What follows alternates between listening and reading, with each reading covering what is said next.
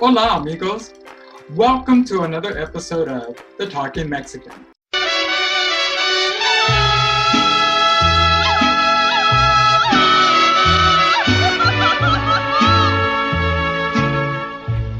Hello there, my friends. Welcome back. I truly need to work on obtaining a new Talking Mexican intro jig for this new year. If you know of anyone who is skilled at creating YouTube intros and who isn't too expensive, I would love to hear their ideas for a new intro. They can contact me by writing to iamthetalkingmexican@gmail.com. On January 3rd of this year, I posted a message on my blog, Coffee Break with Carlos Michael, about an email I received from AppSumo asking the following questions. What are the key lessons I learned in 2016? How can I reach my 2017 goals in 6 months or less? Where do I want to be this time next year? These are all great questions. I decided after reading this email, this would be a great topic of discussion for the Talking Mexican.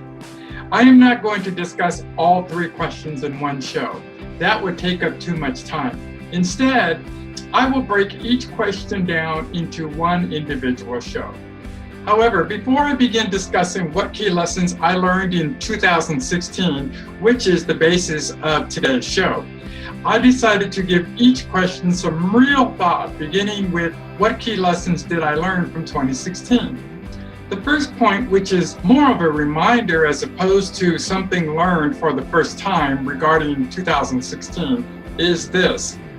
Time stops for no one. I can die tomorrow, to which I give God all the glory, and life will continue. Do you remember these mathematical symbols? In case you have forgotten, these 2 symbols mean one number is greater than or less than its numerical counterpart. For instance, the number 6 is greater than the number 3.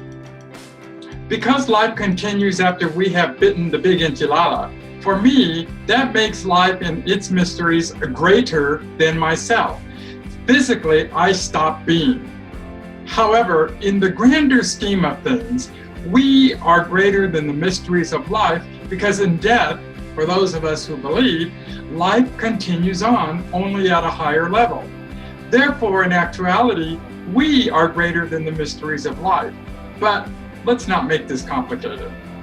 The point I am making is this relative to what I learned in 2016. There are people greater than me who are living the dream. Not because they are sitting under an apple tree daydreaming about what it would feel like to live the dream. They have taken the first step. They dare to believe their dream is possible, and they went after that dream. What I learned in 2016 about myself is the truth related to these 2 quotes.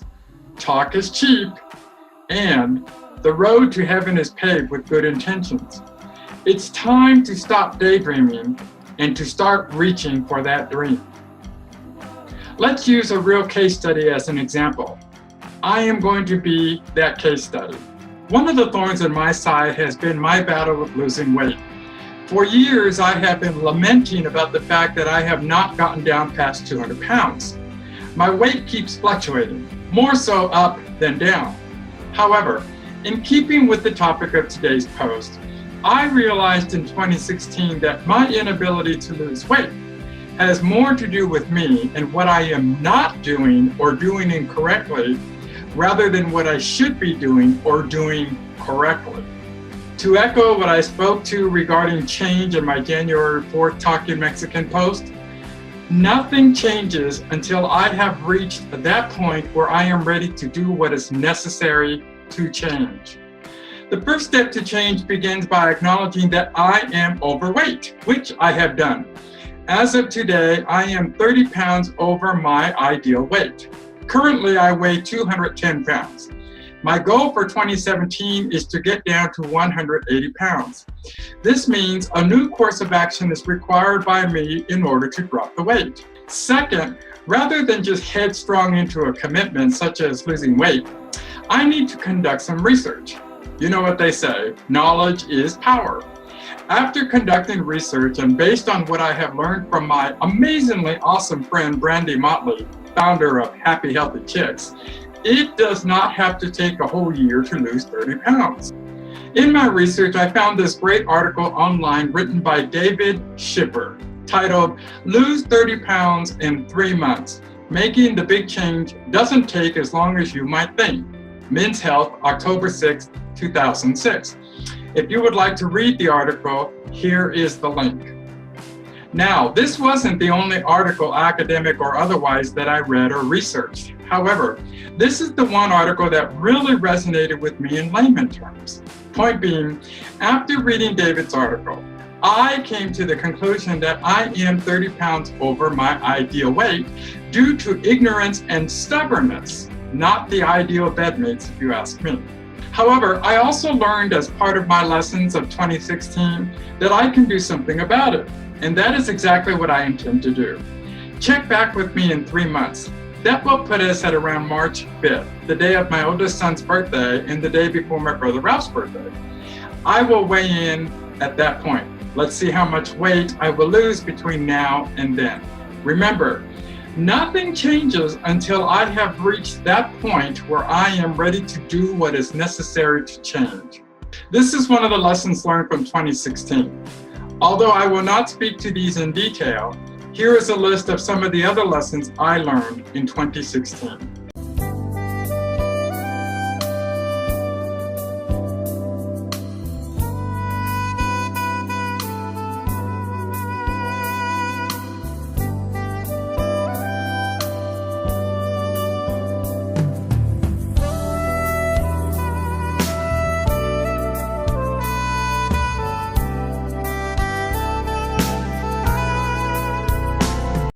I believe the most important lesson learned of all, as long as I have the gift of life, there is still room for change. It also means to make a change isn't a negative. Rather, it's a positive step in the right direction. Those are the steps I intend to take moving forward into 2017. How about you? In our next episode, I will review my goals for 2017 and how I plan to reach some of those goals in 6 months or less. Before I forget, if I have not done so already, I would really appreciate if you would subscribe to my YouTube channel. Here is the link to subscribe. Also, if you would like to invite the Talking Mexican to keynote or speak at your next event, or just to say hello or share something you would like me to talk about on a future show, please write me at iamthetalkingmexican@gmail.com. One last thing, if we can receive 100 or more likes on this video, this lets me know you would like to see future videos like this one. Before I conclude, I would like to share with you the top 5 events, situations, or people I enjoyed in 2016. Number 5, debt paid in full. I paid off one of several large debts in full prior to my unemployment ending in July. Number 4, Mark has back surgery. After suffering from partial paralysis and lack of mobility, Mark finally was scheduled for back surgery and is fast on his way to a full recovery. Number 3, the Talking Mexican meets his BFF. After developing and maintaining a very powerful friendship with my BFF, Gary Christensen, we finally met for the first time physically in February, where we participated along with Mark in the 2016 Cupid Undy Run as part of Team Befrienders. It was as if we had known each other all our lives. Number 2, Team Befrienders raises $1,400. Team Befrienders was successful in exceeding its goal to raise $1,000 by $400 in 2016 for the Children's Tumor Foundation while participating in the 2016 Oklahoma City Cupid Undy Run. Number 1, the Talking Mexican exceeds 50 videos. What began as a hobby has morphed into must-watch YouTube. Well, okay, maybe not exactly must-watch, but I like to think so anyway. In 2016, the Talking Mexican produced a total of 60 shows between October and December. I thought it would be a blessing if we only produced 10 shows. Thank you, Jesus. Well, this concludes today's show. As always, give God all the glory, be kind to one another, pray for peace, and have a great today. Adios!